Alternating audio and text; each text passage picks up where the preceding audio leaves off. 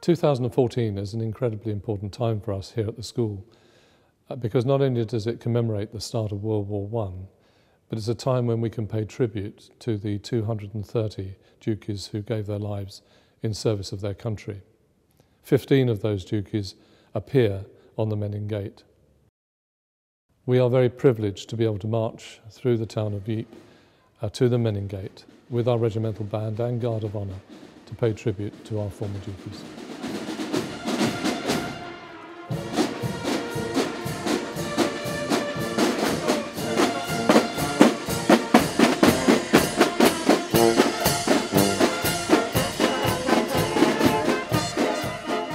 When in 1914 war started, Dukies were effectively ready for combat, and as I understand it, Dukies leaving in subsequent years during the First World War didn't go, as I did, back to my family at the end of the school year. They went down to the boat train and off to France to the battlefields. So the Dukies really were at the forefront of providing the trained NCOs for the land army in the First World War. At the gate there are 15 names of old boys. Whilst I was doing the research, I came across one old boy, Joseph Lake. Joseph Lake was a pupil of the school in 1909. He went to the First World War and unfortunately lost his life on the battlefields. Whilst I was doing the research, I found another J. Lake with similar background. I've since discovered that James Lake was Joseph's younger brother. He died the very next day on the same battlefield. By going to the Menin Gate and laying wreaths for Joseph, we will be remembering James as well. It will be good for our pupils to remember not just our 15, but have an opportunity to stand in silence and remember the thousands of others that lost their lives on the battlefields of World War I. Going on the battlefield tour just makes you suddenly realise the immense scale that the war was on. People tell you about it and they tell you how many names will be on the Tietval Memorial or be on the Menin Gate. You just have no idea what that number really means until you're there and you see it. And when you're driving through past fields and you see so many graveyards, and you just, I think you really suddenly have this sense of scale and just how many people did lose their lives in the war.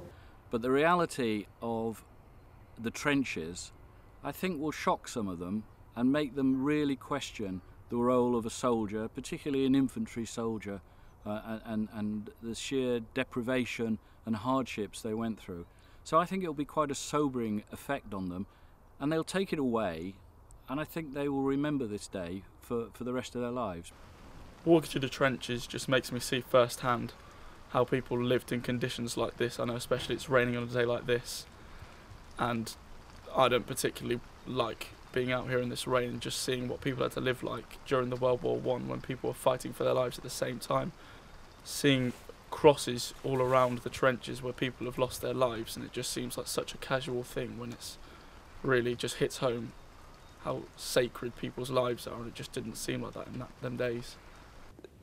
People gave their lives for us, and you can't comprehend how much that means. Like, no one sitting here listening to this will know what it's like to give their life for someone else. And for someone to do that, who's been to our school, who's served our country, served whatever country they've been to, that means a lot to me. Well, I think we all in some ways will feel connected to the Dukies who are remembering, because just like us, they might have stood here, sang in chapel like we have, been in the same dining hall that we have. And at our age, maybe a little bit younger, they might have died, and now they're on that wall. So I think we definitely will feel connected to the people who we're remembering. They shall not grow old, as we that are left grow old. Age shall not weary them, nor the years condemn. At the going down of the sun, and in the morning, we will remember them. We will remember them. In laying the wreath, we stood for a moment's silence and reflected on all the people we've known who have passed, who can't be with us today, our fathers who served for us, and all the old Dukies that had gone before us. And it felt very, very moving and emotional, and it was a privilege to be there. It does bring home to you that 2 minutes of silence when you stand and reflect on the many people, and certainly my own peers who are no longer with us, It's important that we remember them and the sacrifice they made for the country and for the future generations. Did you read the letter to you from your girl across the sea? Did she say, come back home safely as you charged across the fields? Soldier, soldier, soldier, soldier, when you heard the whistle blow on the fields of fallen soldiers where the scarlet poppies grow.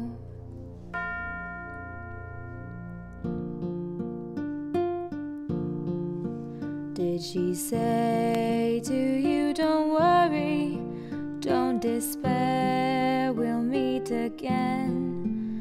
Did she say home fires were burning, you'll be here with me again? Oh soldier, soldier, soldier, soldier, can you feel the autumn breeze through the heat of rifles howling there on Flanders fields? Soldier, oh soldier, as the tears filled your eyes through the dust that drained before you, did you say your last goodbyes? Goodbye, soldier, soldier, goodbye to those you know. Goodbye, soldier, soldier, on the fields where poppies grow.